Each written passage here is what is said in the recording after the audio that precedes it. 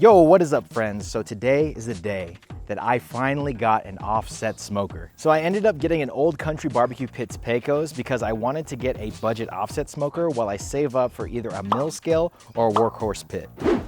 Still haven't decided yet. So when I was looking into budget offsets, my search came down to two options, either the Oklahoma Joe Longhorn or the Old Country Pecos. And I picked the Pecos for two main reasons. First of all, the Oklahoma Joe firebox is actually bolted onto the smoker, while the Pecos is welded on, just like a mill scale or a workhorse pit that I want to get in the future. And second of all, and most importantly, is the thick smokestack on the Pecos, along with the smokestack being at great level. So I've never actually used an offset before, but from my research, these two factors should make a big difference in terms of the quality of airflow, and I should be able to produce some incredible barbecue on this budget pit. Also, I'm not 100% sure on this, but I believe that the Old Country Pecos is thicker than the Oklahoma Joe Longhorn. But again, don't quote me on that because I'm not entirely sure. But what I can say is that this smoker has some really good weight to it. So all in all, from top to bottom, this thing weighs 220 pounds. Now, the steel is not 1/4 of an inch thick, but according to the Academy website, the cooker is 14 gauge steel and the doors are 11 gauge. And if you want to know all the specs of this smoker, then I will have that in the description below. So because the Pecos is a budget smoker, most of them have some kind of manufacturing defect to them. So at the Academy that I picked this up at, they actually had 3 Pecos on display. So in my opinion, this one was the best one out of the 3. However, there were a few things wrong with it. So on the left side of the cooking chamber door, there was a pretty sizable gap on the left side, and I knew that there was going to be smoke coming out of it. But I didn't worry about it too much because, as you can already see, I already put some gasket there, and that should seal it up very nicely. So the other defect was on this firebox damper right here. It closes and you can adjust it perfectly fine, and it seems to stay. But if you look at an angle, it's a little bit bent. So basically it can't completely shut because there's a space right here. But again, I wasn't too worried about that because if I manage the fire right, you pretty much want this thing wide open anyway. Heck, you probably want to just, probably want to have the door cracked open while you're cooking. So again, I'm not too worried about that. So let's talk about modifications. So I've seen a lot of people do some crazy things to their Old Country Pecos, from the firebox to the cook chamber, all the way to the smokestack. But like I said before, I'm saving up money because I want to get a custom smoker in the future.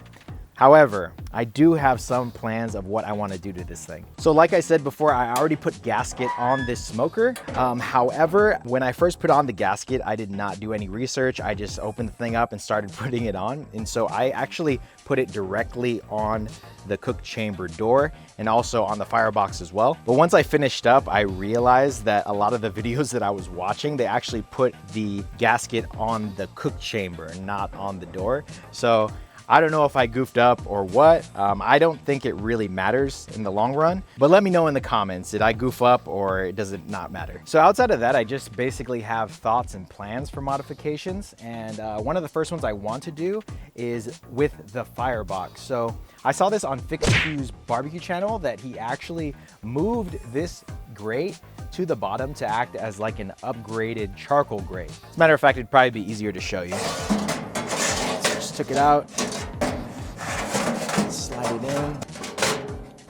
Ta-da! So just to show you the difference, this is like the level in which FixQ has his charcoal grate, and then this is the stock one. As you can see, with this much space, you'd easily be able to get a shovel underneath here to scoop out any ash that you accumulate through the cook.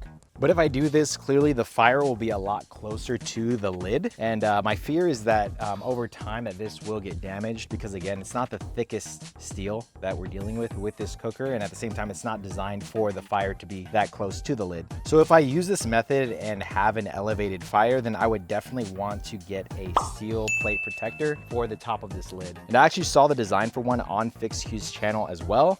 And he said that he got the idea from Joe's Smokehouse. And I'll make sure to leave links to all of these channels that I mentioned in this video so that you guys can check them out because they have a ton of information on the Old Country smokers. So if you're interested, definitely check those guys out. Luckily, my father-in-law has some welding tools to get this job done, but unfortunately, I'm like a complete moron when it comes to any type of creative engineering. Like, if I can't fix something with duct tape, then I'm buying a new one. But my father-in-law is like Mark Rober and MacGyver combined. So Jeff, if you're watching this, please help.